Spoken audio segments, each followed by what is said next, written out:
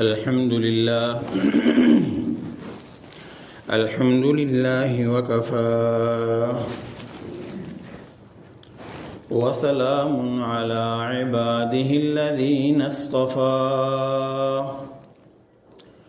خصوصا على سيد الأنبياء وعلى آله وأصحابه الأتقياء أما بعد فأعوذ بالله من الشيطان الرجيم بسم الله الرحمن الرحيم قال الله تبارك وتعالى في كلام المجيد وفرقان الحميد لا تحزن إن الله معنا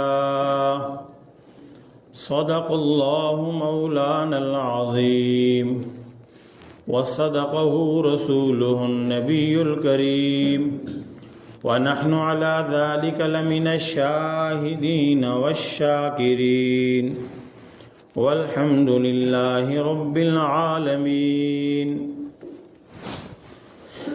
اللهم صل على محمد وعلى آل محمد كما صليت على إبراهيم وعلى آل إبراهيم إنك حميد مجيد اللهم بارك على محمد وعلى آل محمد كما باركت على إبراهيم وعلى آل إبراهيم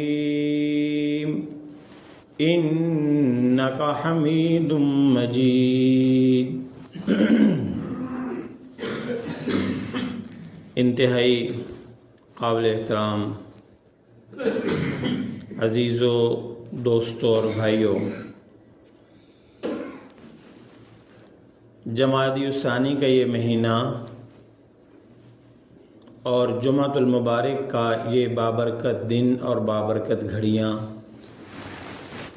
رب کریم کے حضور یہ التجا ہے کہ اللہ کریم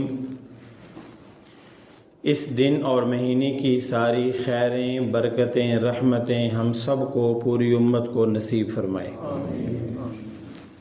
اور اپنی اور اپنے پیارے حبیب حضرت محمد مصطفیٰ احمد مجتبیٰ سید الکونین والثقلین صلی اللہ تعالی علیہ وآلہ وسلم کی مرضی والی پسندیدہ زندگی ہمیں نصیب فرمائے۔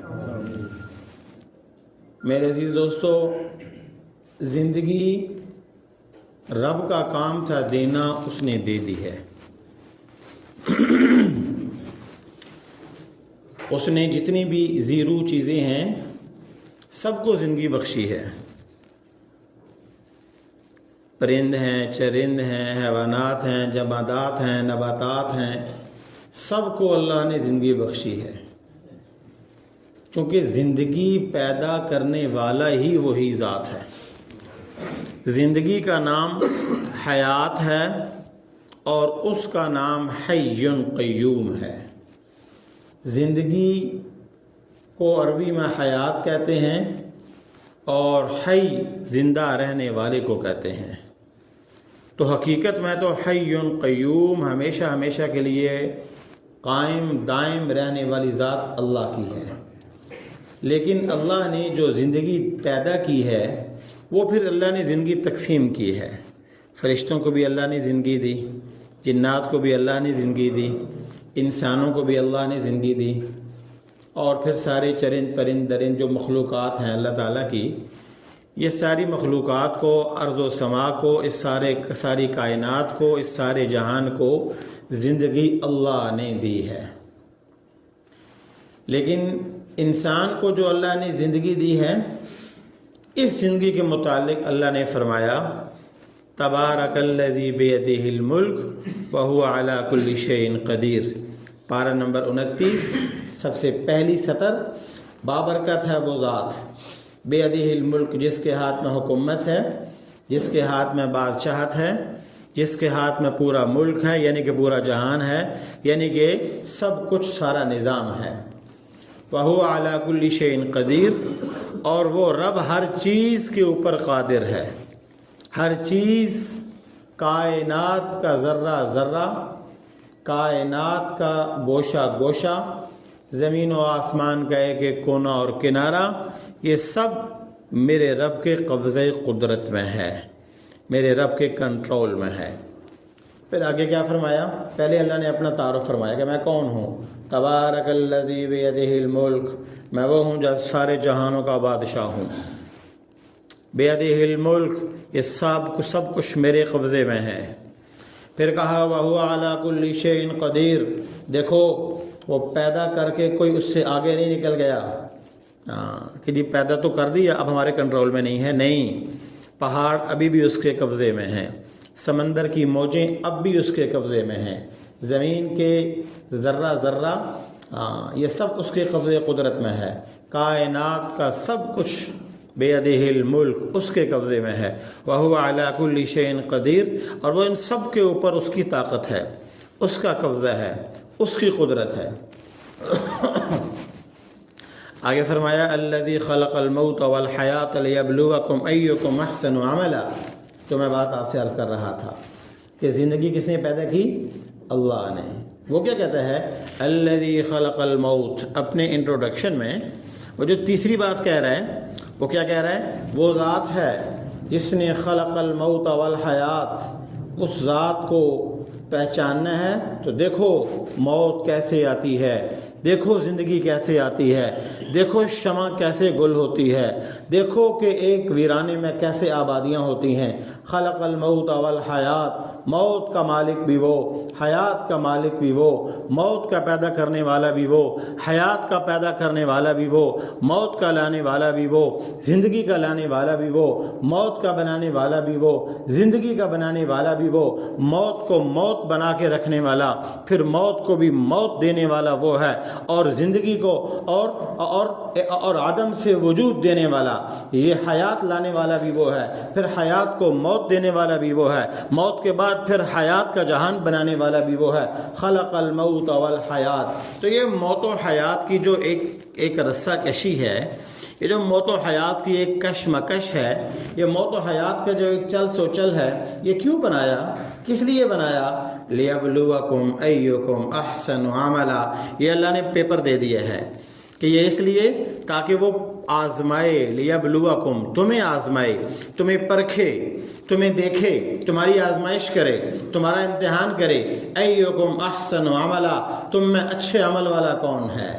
زندگی اللہ نے اس لیے دی ہے کہ اچھے عمل والا کون ہے، اس لیے نہیں دی کہ اچھے گھر والا کون ہے، اگرچہ گھر بنانا گناہ نہیں ہے۔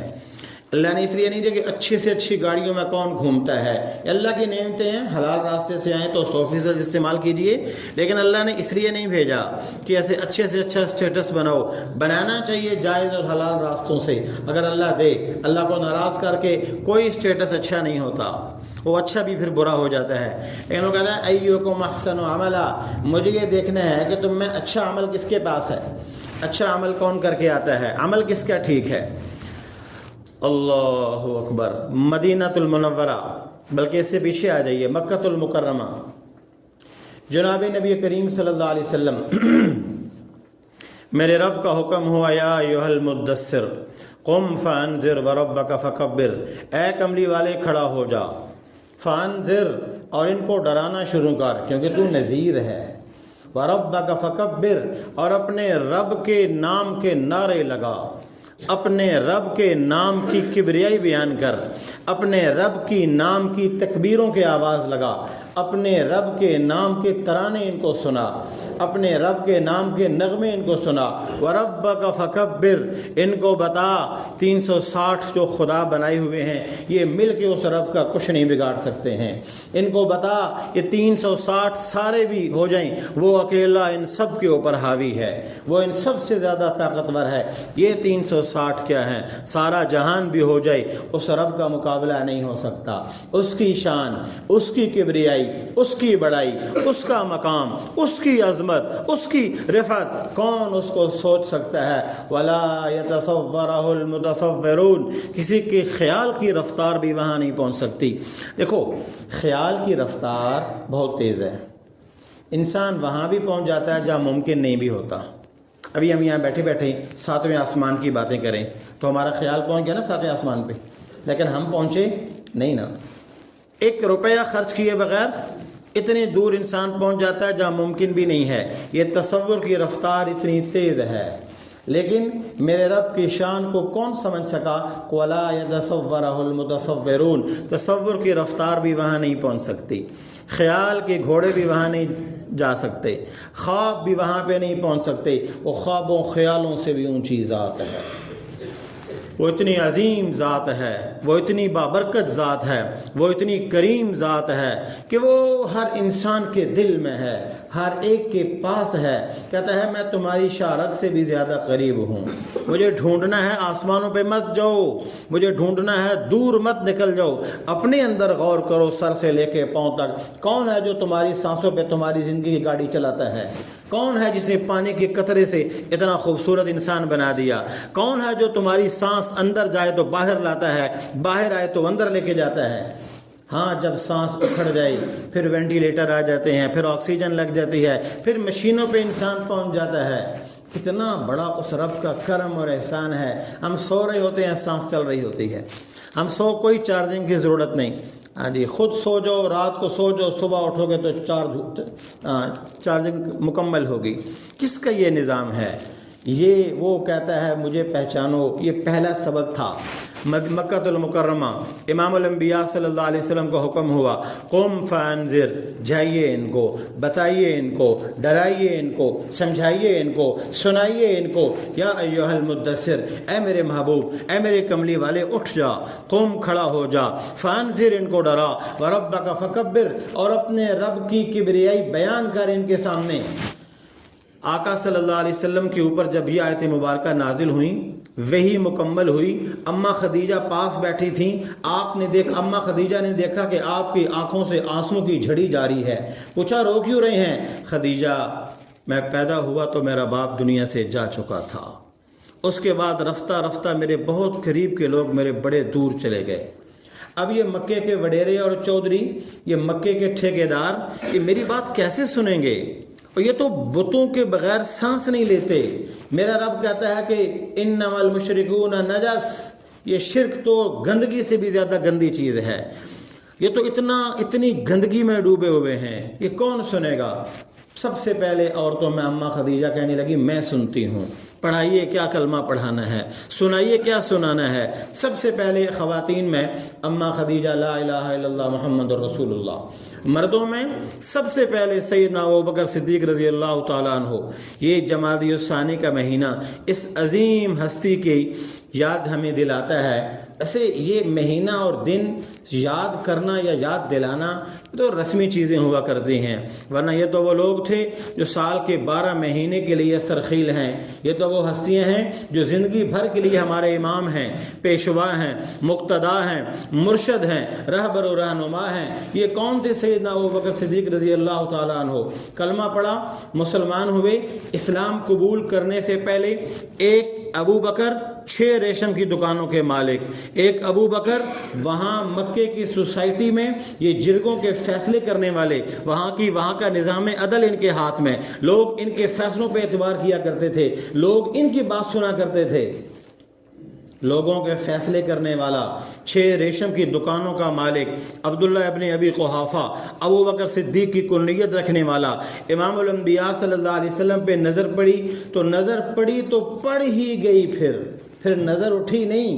حضور کو دیکھا تو دیکھتے چلے گئے، حضور کے پیچھے چلے تو چلتے چلے گئے، آقا کو امام بنایا تو پھر بناتے چلے گئے، آقا کے مرید ہوئے تو ہوتے چلے گئے، حضور کی دربار میں بیٹھے تو پھر بیٹھتے چلے گئے۔ دنیا نے وہ فیصلہ سنایا کہ جان پہ بان آئی، ابو بکر نے باپ چھوڑ دیا، گھر چھوڑ دیا، مکہ چھوڑ دیا، جہان چھوڑ دیا، محمد عربی صلی اللہ علیہ وسلم کو نہیں چھوڑا۔ ہاں جب آقا کی محبت تو پھر محبت ہوتی ہے نا، ان المحب لمن يحب مطیع، محبت تو پھر غلام بنا دیا کرتی ہے۔ شاہوں کو بھی غلام بنتے دیکھا ہے۔ ابو بکر محمد مصطفیٰ صلی اللہ علیہ وسلم کا ایسا دیوانہ، ایسا مجذوب، ایسا عاشق صادق، ایسا پھر مطیع، ایسا پھر فرمانبردار، اور ایسا پھر مرید، اور ایسا پھر شاگرد، اور ایسا پھر ہونہار طالب علم بنا کہ آپ صلی اللہ علیہ وسلم کے ہاتھوں سے محبت کا جام پیا، اور محبت اللہ کی مل گئی، اللہ کے حبیب کی مل گئی۔ سبحان اللہ۔ ہاں، جب آقا صلی اللہ علیہ وسلم کی سے محبت کے درس سیکھے، کلمہ پڑھا، تو پھر ازل سے دنیا بنی ہے دشمن محبت کی، کبھی دو دلوں کو ملنے نہ دیا، تو دنیا دشمن ہو گئی۔ ابو بکر یہ کیا کر رہے ہو؟ تم تو قریش کے چشم و چراغ، تم تو خاندانی نواب، تم تو اتنے بڑے مالدار، تمہاری تو یہ حیثیت اور یہ عہدہ۔ ابو بکر نے کہا جس آنکھ کا دیوانہ ہوں اور جس کی مستانی زلف کا اسیر ہوا ہوں، ایک عہدہ کیا سینکڑوں عہدے قربان اس کی زلف پہ، جہان قربان اس کے نقش پا پہ، زمین و آسمان قربان اس کی غلامی پہ۔ جو میں نے دیکھا ہے وہ تم نے ابھی دیکھا نہیں، جو جام میں نے پیا ہے وہ تم نے ابھی سوچا بھی نہیں ہے۔ ہاں، تو مکہ چھوڑنے کے لیے تیار ہو گئے۔ ابھی ہجرت کا عمومی اعلان نہیں ہوا، وہ جو عمومی اعلان تھا وہ بعد میں ہوا۔ تو حضرت ابوبکر صدیق نے دیکھا کہ مکے میں مجھے لوگ رہنے نہیں دے رہے، حضور صلی اللہ علیہ وسلم کی غلامی اختیار کرنے نہیں دے رہے، تو حبشہ کی طرف ہجرت کے لیے تیار ہو گئے، نکلنے لگے۔ اپنے شہر کے جب قریب پہنچے تو ابن الدغنہ ایک بڑا سردار تھا اپنے قبیلے کا، کفار کا، تو وہ سامنے سے آ رہا تھا۔ تو اس نے دیکھا کہ سامان باندھا ہوا اور ایسے جا رہا ہے جیسے پکا جانے کی نیت ہے، تو ایک دم وہ بولا واللہ لا تخرج، اللہ کی قسم آپ جیسوں کو تو نہیں نکلنا چاہیے۔ کیا ہوا؟ کیوں نکل رہے ہو؟ کہا ابن الدغنہ، یہ پیچھے برادری والوں نے جینا حرام کر دیا ہے، اپنے شہر والوں نے جینا حرام کر دیا ہے۔ یہ وہ وقت تھا جب آقا کی غلامی اختیار کرنا اپنے ڈیتھ وارنٹ پہ سائن کرنا تھا، اور آج مسلمانوں کے لیے سب کچھ موجود ہے لیکن آقا کی غلامی سے دور ہے۔ ابن الدغنہ کے منہ سے ایک جملہ نکلا، یہ وہ جملہ تھا جو حضرت خدیجہ کے منہ سے نکلا تھا کسی وقت میں، جب حضرت خدیجہ نے دیکھا نا آپ صلی اللہ علیہ وسلم کی وہ ساری سوانح سامنے آئی کہ آپ تو اتنے عظیم ہیں، تو جو جملہ انہوں نے کہا تھا وہ تو حضرت خدیجہ نے کہا تھا آپ علیہ السلام کو، یہاں ابن الدغنہ سے وہ فی البدی وہ جملہ نکلا، انک لتصل الرحم، آپ تو رشتہ داریاں جوڑنے والے ہیں، وتحمل الکل،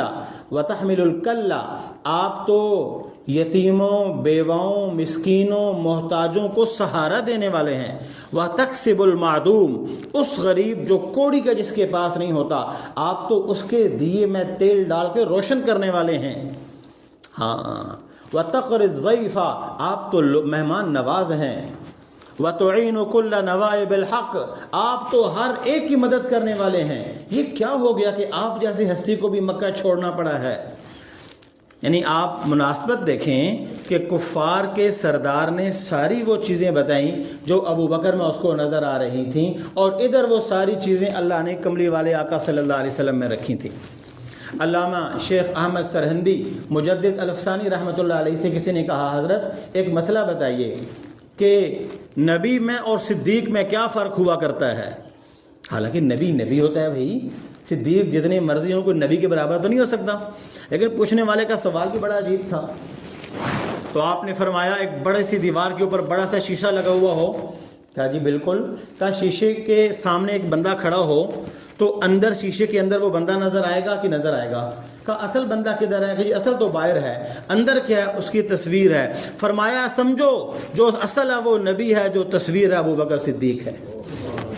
اس قدر نبی کی غلامی، اتنی نبی کی غلامی، ہاں سب نے بے شمار دفعہ سنا ہوا ہے کہ وہ پھر دیواروں کے اوپر ہاتھ پھیر کے گئے، سب اللہ رسول کے نام پہ قربان ہے۔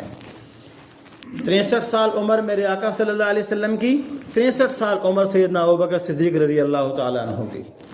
آپ صلی اللہ علیہ وسلم کو جہاں اور بہت ساری تکلیفیں پہنچائیں گئی، وہاں آپ کو کھانے میں زہر ملا کے دیا گیا۔ ابوبکر صدیق کو بھی جہاں ستایا گیا وہاں ان کو بھی کھانے میں زہر دیا گیا۔ زندگی کے آخری ایام میں اس زہر کے اثر نے اثر دکھایا آپ صلی اللہ علیہ وسلم کے لیے، اسی زہر نے سیدنا ابوبکر صدیق کے لیے بھی اثر دکھایا۔ آپ صلی اللہ علیہ وسلم کے نواسے امام علی کربلا امام حسین کو شہید کیا گیا، 3 دن تک ان کی لاش بے گور و کفن تڑپتی رہی۔ یہی انجام، یہی حشر ابو بکر صدیق کے نواسے عبداللہ بن زبیر کے ساتھ بھی کیا گیا کہ 3 دن تک ان کی لاش بھی ایسی پڑی رہی اور اس کی وہ بے گور و کفن چھوڑے رکھا انہوں نے۔ میرے آقا صلی اللہ علیہ وسلم نے امی عائشہ کے حجرہ کو اللہ نے ان کے لیے آرام کے طور پہ انتخاب فرمایا، ابو بکر صدیق کے لیے بھی اللہ نے امی عائشہ کے حجرے کا انتخاب فرمایا۔ یہ نسبتیں، یہ قسمتیں، یہ ہر ایک کو نہیں ملا کرتی۔ اسی لیے تو حضرت عمر نے کہا تھا، ابو بکر آج کی رات میں سوچ چکا تھا کہ تیرا بینک بیلنس تو کبھی میرے سے اوپر گیا نہیں، آج میں تیرے سے آگے نکل جاؤں گا، اللہ کی قسم حضور کے دربار میں اپنی آدھی دولت لے کے آیا ہوں، میں جانتا تھا کہ میری آدھی تیری ساری سے بھی زیادہ ہے، لیکن حضور نے فرمایا پیچھے کتنا چھوڑا ہے؟ ابو بکر نے کہا اللہ رسول کا نام چھوڑا ہے۔ نبی پہ ایسے قربان ہوئے، ایسے قربان ہوئے، ایسے قربان ہوئے کہ پھر صدیق نہیں، صدیق اکبر بن گئے۔ آپ نے فرمایا میرے 2 وزیر زمین کے، میرے 2 وزیر آسمان کے، میرے آسمان کے وزیر جبرائیل میکائیل، میرے زمین کے وزیر ابو بکر اور عمر ہیں۔